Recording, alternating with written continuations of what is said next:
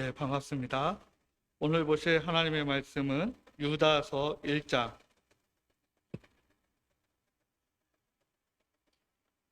유다서 1장 17절에서 21절까지의 말씀입니다. 우리 신약성경 398페이지 전후에 있습니다.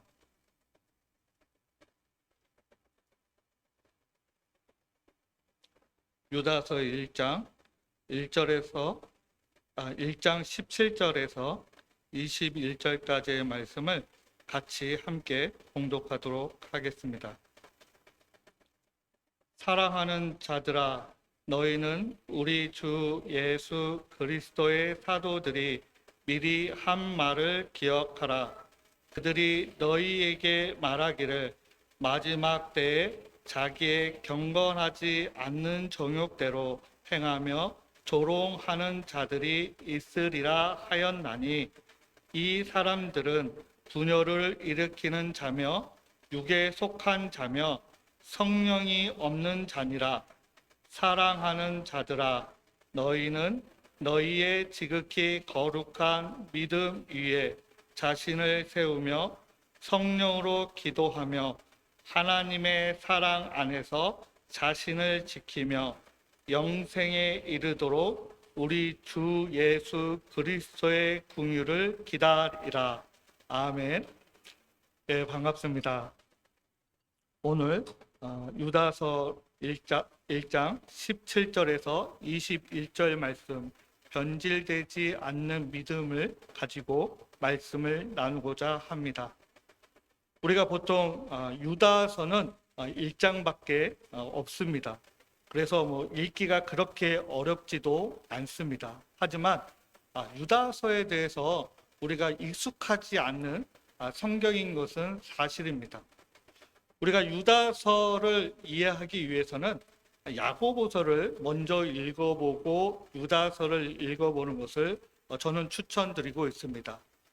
물론 똑같은 내용은 아니지만 야고보서가 주장하고 우리에게 전해주고자 하는 여러 가지 줄기 중에 유다서가 전해주고자 하는 어떤 줄기와 일치하는 면이 없지 않아 있습니다. 예를 들어서 우리가 로마서와 갈라디아서가 있습니다. 갈라디아서를 이해하기 위해서는 로마서를 먼저 읽어보고 나서 갈라디아서를 읽는 것을 추천하기도 합니다. 우선 야고보서를 잠깐 언급하면, 이 야고보는 알페오의 아들 야고보가 아니라 예수 그리스도의 형제인 야고보를 이야기하고 있습니다. 그리고 이 야고보서는 다양한 우리에게 말씀을 전하고 있지만 특별히 한 가지를 꼽는다면 행함을 우리에게 주장하고 있습니다. 물론 여러 가지 성경 말씀을 우리에게 들려주고 있지만 야고보서의 한 단어를 우리가 정하기를 원한다면 바로 행하는 것을, 실천하는 것을 우리에게 전해주고 있습니다. 유다도 역시 하나님의 아들인 예수 그리스도의 형제입니다. 물론 그렇다고 유다를 하나님이라고 생각하면 절대 아니겠죠. 똑같이 야고보와 한 형제입니다. 다시 말해서 야고보와 유다가 어렸을 때부터 형인 예수 그리스도의 자라는 그 삶과 행함을 보고 자랐다는 것을 이야기하고 있습니다. 즉, 지금 이 유다서 역시도 한 가지를 꼽는다면 다양한 이야기가 있을 수 있지만 한 가지를 꼽는다면 행함, 즉 삶을 우리에게 전해주고 있습니다.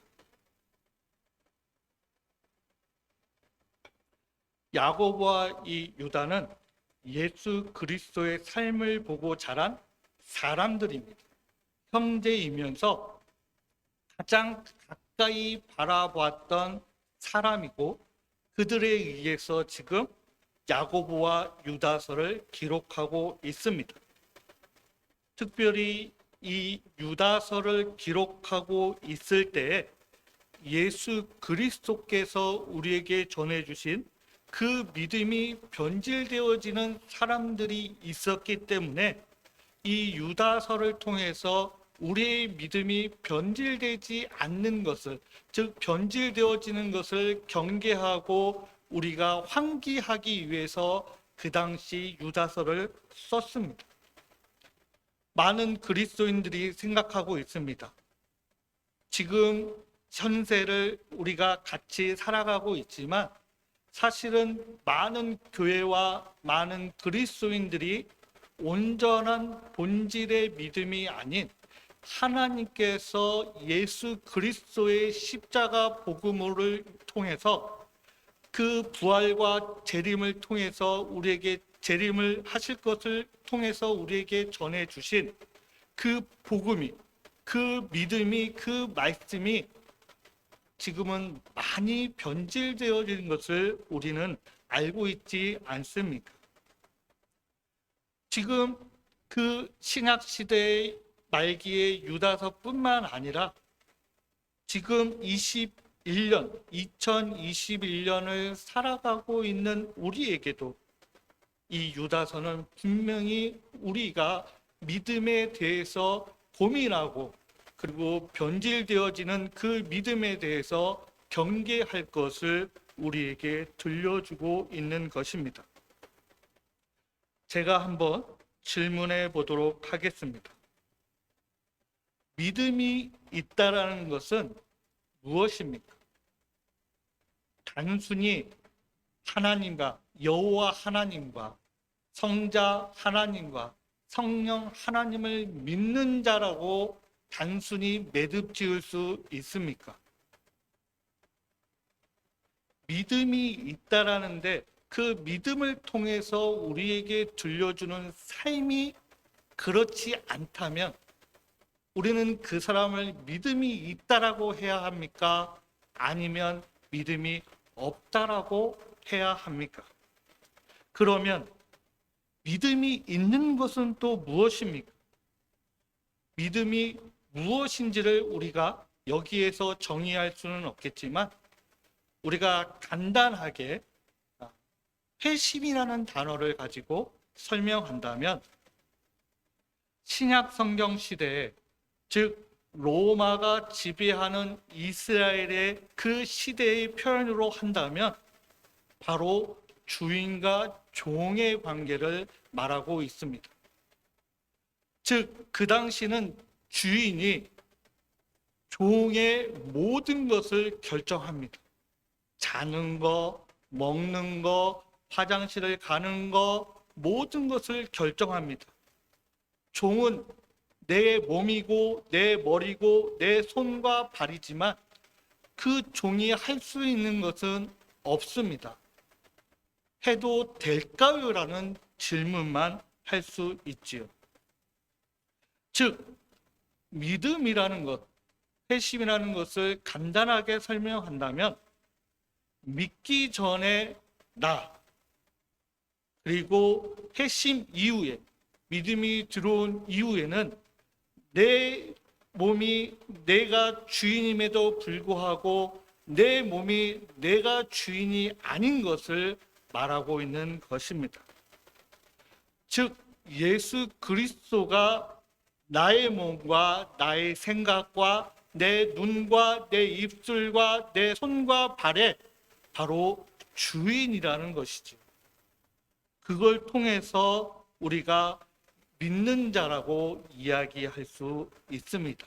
아니, 정의할 수 있습니다.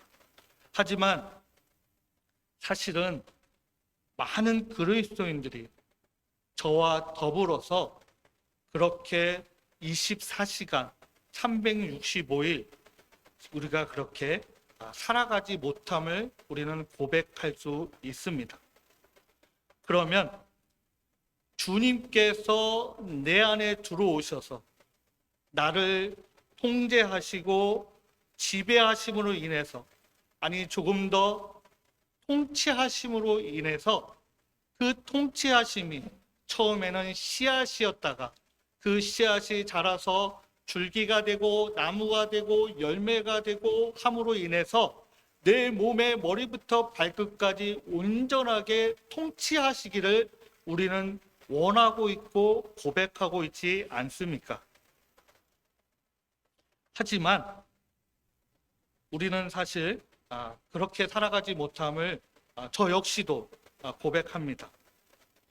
하나님께서 예수 그리스도를 통해서 성령 하나님이 함께 우리 안에 들어오셔서 우리를 지배하시면 그 하나님의 그 거룩함이 숨어 있는 것이 아니라 내 지배하시는 영역이, 통치하시는 영역이, 내가 하나님 앞에 무릎 꿇는 영역이 넓어지면 넓어질수록 하나님의 거룩함이 우리 안에서 숨어 있고 숨겨져 있고 보이지 않는 것이 아니라 점점 그리스도를 통해서 그리고 신앙의 성숙이 자람으로 인해서 그 거룩함이 우리 안에서 드러내야 한다는 것입니다. 그 거룩한 삶이 드러나지 않는다면 반대로 말씀드려서 도리어 우리의 신앙이 성숙하지 않고 우리의 믿음이 자라지 않고 도리어 답보 상태이거나 그냥 씨앗으로 머물러 있다. 아니 출발선에 멈춰 있다라고 말할 수 있습니다. 바로 오늘 이런 이들을 향하여 유다가 유다서를 기록하고 있습니다. 믿음이 좋다라는 것은 단순히 기도만 열심히 하고 예배만 참석했다라고 얘기하는 것이 아닙니다. 믿음이 좋다라는 것은 믿음을 통하여 우리 안에 들어져 있던 비윤리적이고 비도덕적인 모습들이 사라지고 멈추고 도리어 우리 안에서 하나님의 거룩함을 통해서 우리가 그 깨끗함과 그 윤리적이고 그리고 도덕적인 모습이 드러나야 한다는 것을 말하고 있습니다. 그러면 이렇게 이야기하는 이들도 주장하는 이들도 있습니다. 구원은 오직 믿음으로 받는 것이기에 아무리 어떤 죄를 저질러도 구원을 받게 된다라고 말하고 있습니다. 그 문장만 보게 된다면 틀린 말은 아닐 수도 있습니다. 하지만 그것만 주장한다면 현대에 와서 그것만 주장하는 교파를 우리는 구원파라고 이야기하고 있습니다. 우리는 예수 그리스도를 통해서 우리 안에 거룩함이 드러나게 되는데 단순히 우리 하나님과 예수 그리스도와 성령 하나님을 믿기 때문에 우리가 윤리적인 종교라고 이야기할 수 있습니다. 주장할 수 있지요. 말하고 있습니다. 하지만 그것이 우리 모든 신앙을 대변한다라고 말할 수는 없습니다. 하지만 우리가 읽지는 않았지만 4절 말씀을 우리가 한번 같이 읽어보도록 하겠습니다. 유다서 1장 4절 말씀입니다. 우리 함께 읽어보도록 하겠습니다. 이는 가만히 들어온 사람 몇이 있음이라.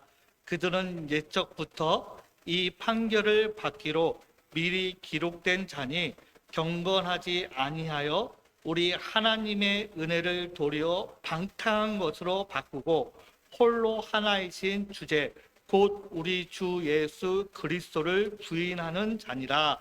아멘. 우리가 은혜를 받았기 때문에 우리가 어떤 방탕한 일을 해도 우리는 구원을 받을 수 있다라고 한다는 것은 오늘 이 유다서 1장 4절 말씀을 통해서 말이 안 된다는 것을 우리에게 분명히 사실을 들려주고 있습니다. 그런 사람은 은혜를 받은 사람이 아닙니다. 은혜를 말하면서 방탕한 모습을 보인다면, 조금 더 포괄적으로 얘기해서 비윤리적이고 비도덕적인 행동을 한다면 바로 오늘 설교의 주제처럼 말씀의 제목처럼 가짜 은혜이고 가짜 믿음이고 변질된 믿음인 것입니다.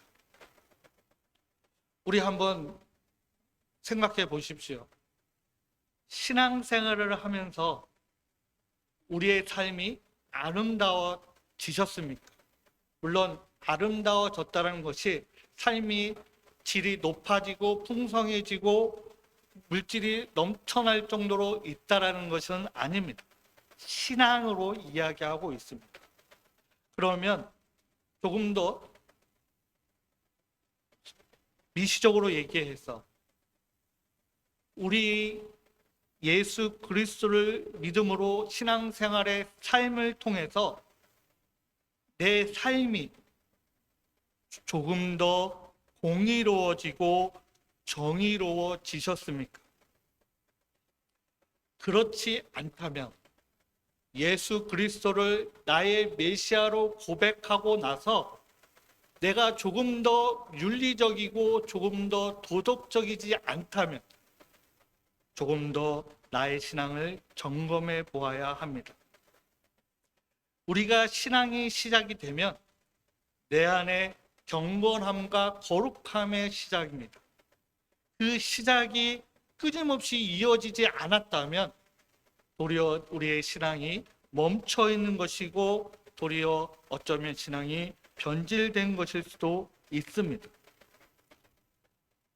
이런 이야기가 있습니다. 어떤 A라는 사람이 있습니다.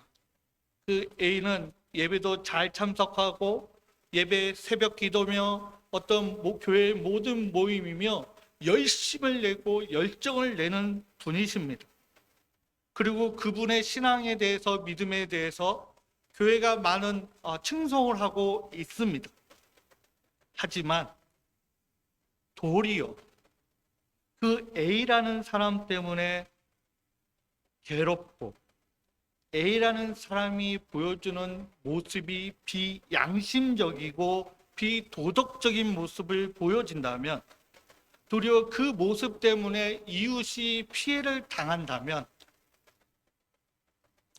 그분의 신앙은 어떤 신앙이고 어떤 믿음이 되겠습니까? 바로 오늘 여기서 얘기하는 변질된 또는 변질되어 가고 있는 올바르지 않은 믿음의 모습이라고 할 수 있습니다. 우리는 부족하지만 알고 있습니다. 우리가 누구를 향하여 우리의 신앙을 고백하고 있고 누구를 통해서 우리가 믿음을 받아왔는지 우리는 분명히 고백하고 있습니다. 자세히 설명할 수 없고 때로는 논리적으로 설명할 수 없지만 하나님이 주시는 뜨거운 가슴과 뜨거운 열정을 통해서 우리가 고백하고 있습니다. 하지만 그렇지 않다면 한번 고민해 보시고 기도해 보시기 바랍니다. 성경은 분명히 우리에게 이렇게 말씀하고 있습니다. 옛사람은 버리고 새 사람이 된다라고 말이죠. 새 사람이 된다는 것은 단순하게 180도 변하는 것입니다. 단순하게 내가 A 방향으로 가다가 예수 그리스도를 만났기 때문에 그 A 방향으로 가는 것을 내려놓고 그 반대인 B 방향으로 가는 것을 이야기하고 있습니다. 우리가 차로 유턴하는 것처럼 내가 가는 방향이 아님을 깨닫게 돼서 급히 유턴하는 것을 우리가 신앙으로 말씀드리고 있습니다. 만약에 그런 변화가 없다라면 올바른 신앙의 모습이 아닌 겁니다. 그리고 그런 방향으로 내가 끊임없이 노력하지 않는다면, 아니 도리어 내 내적으로 끊임없는 갈등이 이루어지지 않는다면 어쩌면 내가 신앙을 향하여 올바르게 노력하고 힘을 내고 있지 않은 것일 수도 있습니다. 오늘 20절 말씀을 한번 같이 읽어보도록 하겠습니다.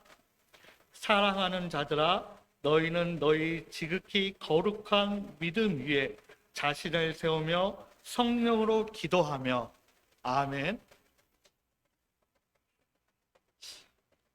믿음에 대해서 또 한 번 예를 들어보도록 하겠습니다. 믿음은 우리가 살고 있는 집이며 어떠한 건축물일 수 있습니다. 그래서 그 건물에 살면서 우리가 끊임없이 부대끼고 또 거기서 살면서 관리하고 페인트도 칠하고 누수된 것도 고치고 부서지는 것도 수리하면서 살아가는 것을 이야기합니다. 아무리 새 건물이라도 거기에 사람이 살지 않으면 쉽게 그 건물은 낡은 폐허가 되는 것을 우리는 경험을 통해서 알 수 있습니다. 즉 우리에게 주신 그 믿음이 낡아지지 않도록, 변질되지 않도록 닦고 칠하고 그리고 지속적으로 관리하는 것이 바로 우리에게 주신 신앙의 모습인 것입니다. 하지만 아무리 내가 그것을 관리하고 내가 수리한다고 해서 여러분이 그 관리하는 집을, 그 건축물의 기둥을 부시거나 없애지는 않지 않습니까? 그러면 그 집이 온전한 집이 되겠습니까? 어느 순간 분명히 그 집은 무너지게 됩니다. 따라서 우리는 그 본질은 건들면 안 되는 것입니다. 그 본질은 변질되지 않게 우리가 관리해야 되는 것입니다.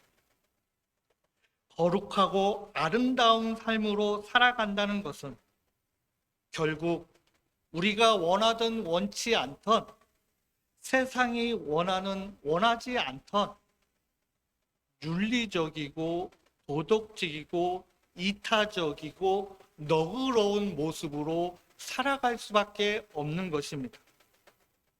왜 그렇습니까? 그 믿음을 주신 여호와 하나님이 바로 공의의 하나님이고 정의의 하나님이시기 때문입니다. 그리스도인이라면서 우리의 모습이 공의롭지 못하고 정의롭지 못한다면, 우리에게 공의와 정의를 행하시고 지키실 것을 요구하시는 그 하나님을 우리가 온전히 섬기고 있다라고 말할 수 있습니까? 그것은 불신앙이라고 말하겠지요. 또한 우리가 믿음을 향하여 나아갈 때, 그 믿음을 향하여 나아갈 때 열심을 가지고 나아가야 합니다. 하지만 그 열심을 가지고 나아간다는 것이 우리의 믿음을 불편하고 감추고 숨기고 나만 믿으려고 하는 믿음은 절대로 아닙니다. 여러분 어떠십니까? 우리 성도님들은 어떠십니까? 믿음이, 지금 내가 소유한 믿음이 거룩하십니까? 아니면 겸손하기 때문에 글쎄요라고 얘기하시겠습니까? 하지만 우리는 이렇게 고백해야 합니다. 부끄럽지만 주의 은혜로 그렇게 되어가고 있습니다라고 말이죠. 부족하지만이 아니라 부끄럽지만, 내 스스로 그렇게 할 수 없어서 부끄럽지만 하나님의 은혜로, 예수 그리스도의 성령의 은혜로 그렇게 되어가고 있습니다라고 고백할 수 있기를 간절히 소망합니다. 우리는 우리 주신 이 믿음이 영광스럽습니까? 어떤 분들은 하나님을 통해서, 예수 그리스도와 성령 하나님을 통해서 그 경험한 그 영광 때문에 그 영광을 놓치지 못하고 그 영광을 경험함으로 인해서 그 영광 안에 끊임없이 누리고자 끊임없이 신앙을 단련하는 분들도 있습니다.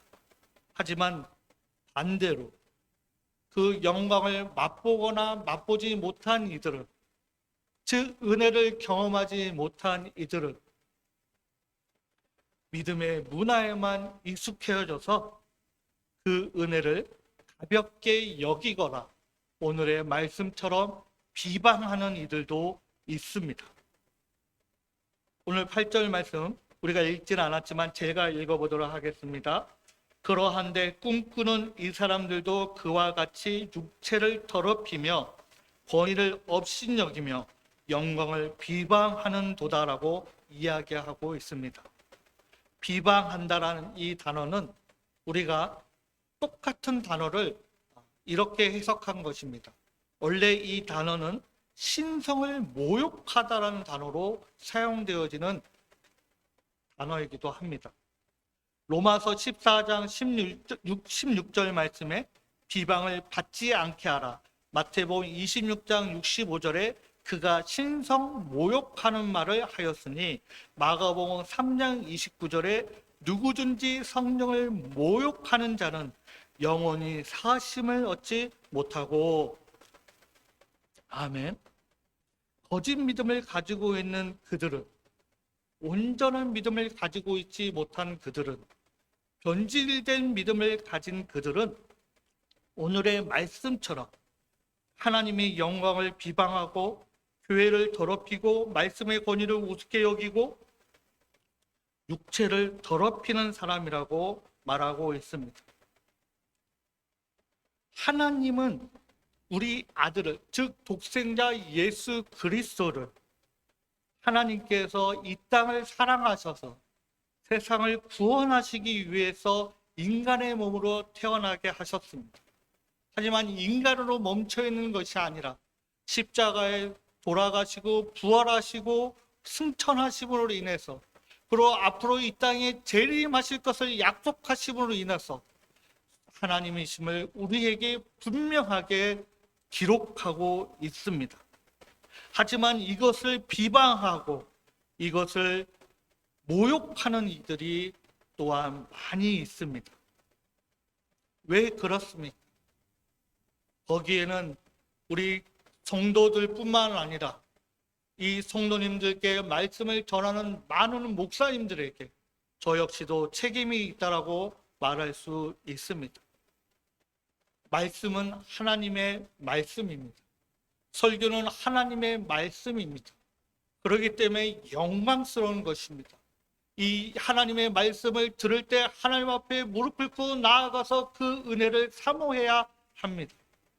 하지만 하나님의 말씀을 전한다 하면서 그 말씀대로 살려고 노력하지도 않고 시도하지도 않은 많은 그 말씀을 전하는 설교하는 목사님들 때문에 교인들과 세상의 많은 사람들이 말씀을 듣고 설교하는 이들 때문에 도리어 비방하고 손가락질하고 비방거리가 되고 있지 않습니까?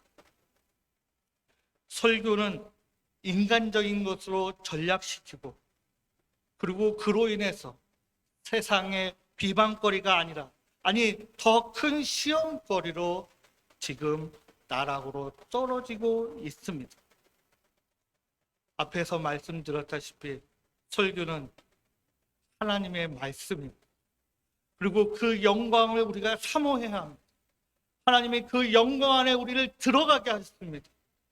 예수 그리스도를 메시아로 고백하는 우리에게 그 영광을 사모하게 하시고 그 영광의 은혜에 들어가는 커다란 은혜를 베푸셨음에도 불구하고 많은 이들이 도리어 조롱하고 있습니다. 하지만 우리는 그 말씀에 우리가 사모하며 엎드릴 수 있기를 간절히 소망합니다. 우리는 역시 또한 교회를 조롱하고 또 교회를 놀이터로 여기는 이들도 있습니다. 하지만 분명한 사실은 교회를 우리에게 허락하셨을 때 예수 그리스도를 찬양하는 이들이 한 명, 두 명 모임으로 교회를 우리에게 허락하셨을 때 조롱받게 하신 것이 아니라 하나님의 은혜와 구원을 받게 하셨음을 꼭 믿으시기 바랍니다. 교회는 하나님의 성소입니다. 믿음을 통해서 주 예수 그리스도의 보혈의 피로 성도 한 사람 한 사람 하나님의 형상으로 인해서 우리에게 허락하셨음을 꼭 확신하시기 바랍니다. 하지만 그럼에도 불구하고 믿음은 변질되고 있습니다. 우리는 변질된 믿음을 끊임없이 바라보고 있습니다. 우리는 앞으로 어떻게 나아가야 할까요? 어떻게 신앙생활을 해야 되겠습니까? 반대로 쉽습니다. 어렵습니다. 쉽습니다. 어렵습니다. 왜 그렇습니까? 하나님은 저뿐만 아니라 우리 성도님 모두에게 하나님의 거룩함을 심어 주셨습니다.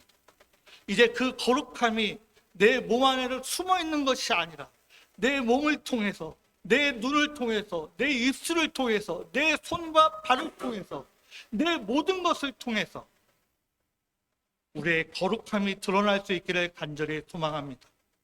그렇게 될 때 하나님께서 선물로 주신, 은혜로 허락하여 주신 이 믿음이 변질되어지는 것이 아니라 주신 그대로 온전한 믿음이 우리를 통해서 세상에 흘러갈 수 있기를 주의 이름을 간절히 축복합니다. 기도하겠습니다. 하나님, 감사합니다. 오늘 하나님께서 우리에게 은혜를 베풀어 주심을 감사드립니다. 말씀을 듣게 하시고 들을 수 있는 여건을 허락하여 주셨습니다. 그럼에도 불구하고 많은 위협과 또 불편함을 우리에게 위협하고 있습니다. 하나님께서 우리의 믿음을 지켜주시고 변질되지 않게 하시고 온전한 믿음을 세상 끝까지 지켜주시고 보호하여 주시기를 우리 주 예수 그리스도의 이름으로 기도드립니다. 아멘. 우리 찬송가 391장 찬양하겠습니다.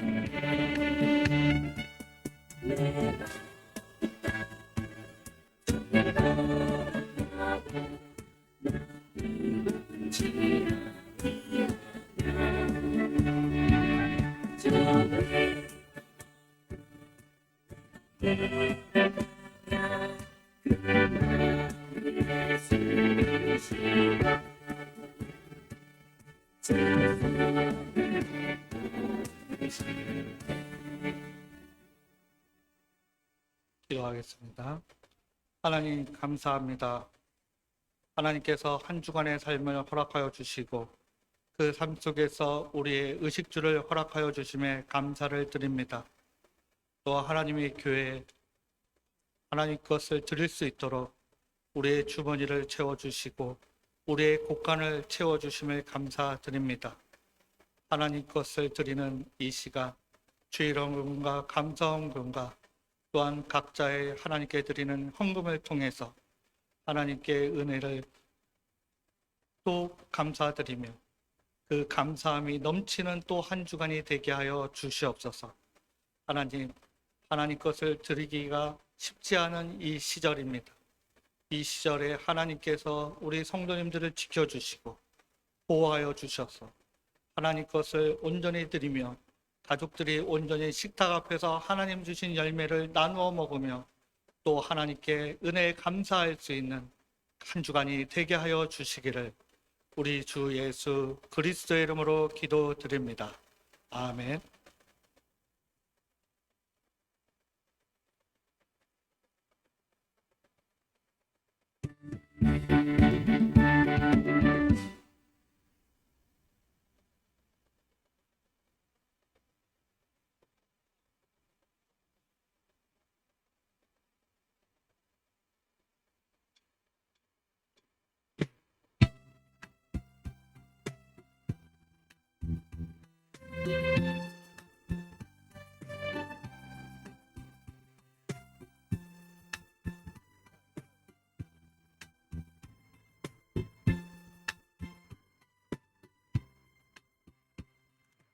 하나님의 음성을 듣고자 기도하며 그 이를 이루리치고 내 기도를 들어주신다네.